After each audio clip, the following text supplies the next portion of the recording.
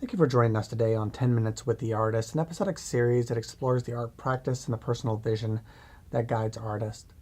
On today's episode, we're very proud to have Javan Arroyo, who is completing his master's in architecture at North Dakota State University. We invited him here today to speak about his research and the creation of artifacts in preparation of his defense. Weave of Remembrance is a tapestry designed to encourage contemplation, healing, and togetherness after a loss. The artifact includes individual reflections on depression, death, and suffering that are interwoven into a larger work that shows from the sum of its parts that we are not alone in our struggles. I'm Anthony Ferris, and this is 10 Minutes with the Artist.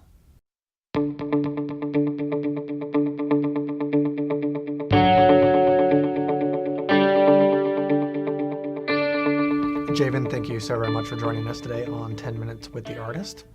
I was curious why the words in your artifact disappear or are recontextualized when they're woven together. I think what's important about the words disappearing and, like you said, contextualized with reappearing is that the way that I built my artifact in the first place was based on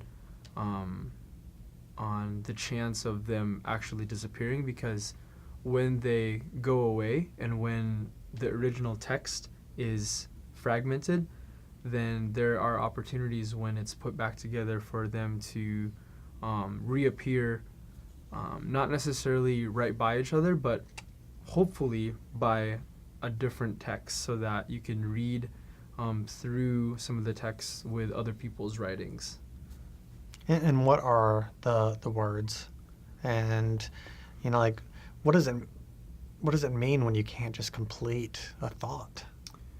Yeah, well, to answer the first part of the question, the words are,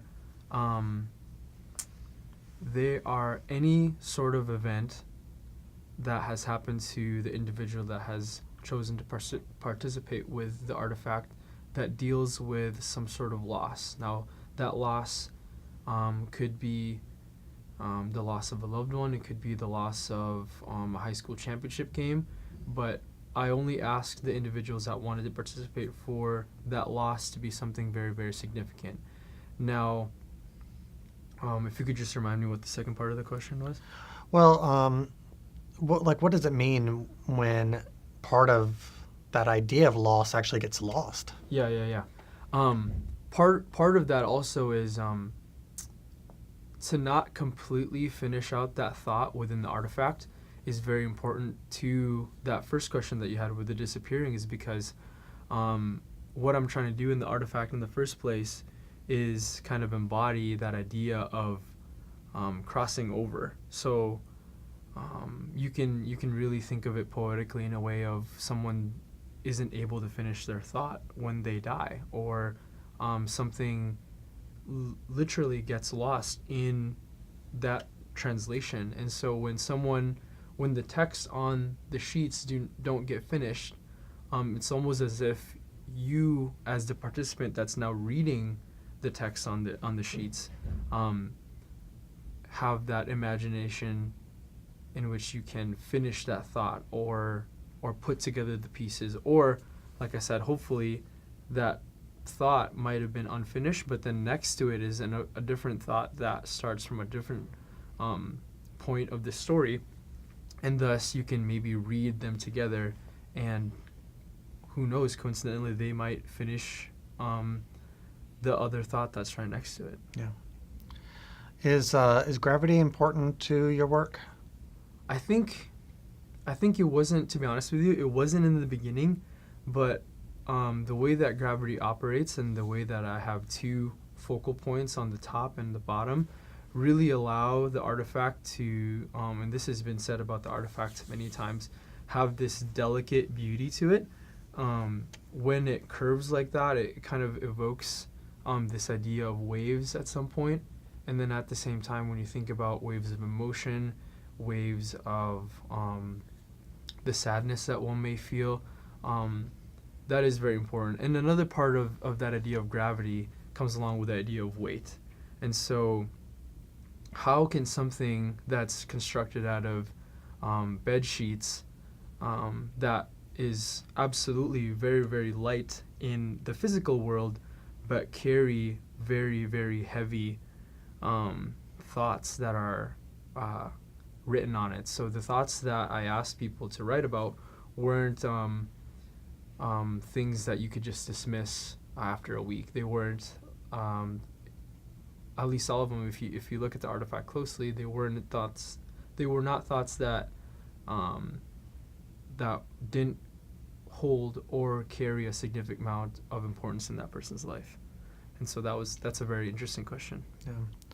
So your work requires at least like two people to sort of put it together.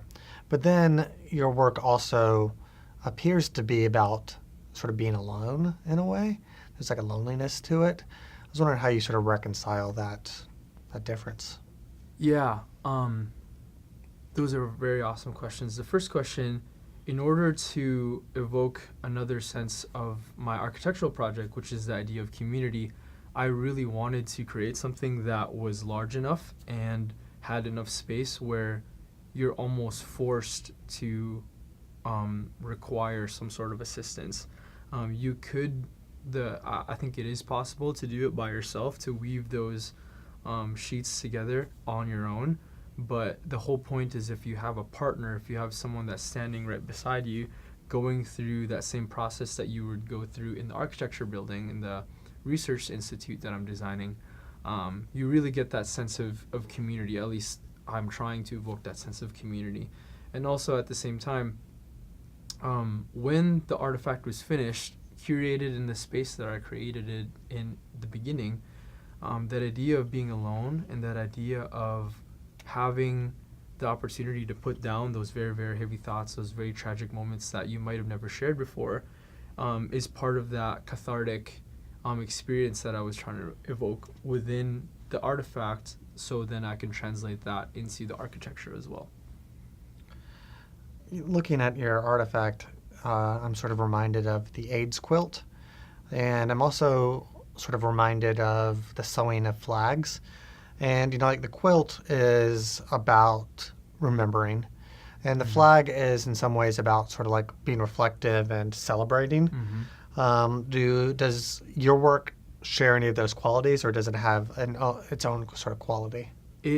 I believe you nailed it right on the head when you say they share both qualities, because it is about remembrance. Absolutely. When you write something down that has significance as to something that happened in your life, you are forced, or you are given the opportunity to remember something like that. But at the same time, it is also about that introspective idea of it sharing with the world, not only remembering what's been done to it, but how can someone see through and join with the artifact, especially having those areas where my initial idea was to fill the entire space of the artifact, of the sheets, with text, but allowing white space, allowing that opportunity for other people's stories to be superimposed in their own imagination in those blank spaces, really allowed the artifact to be more approachable.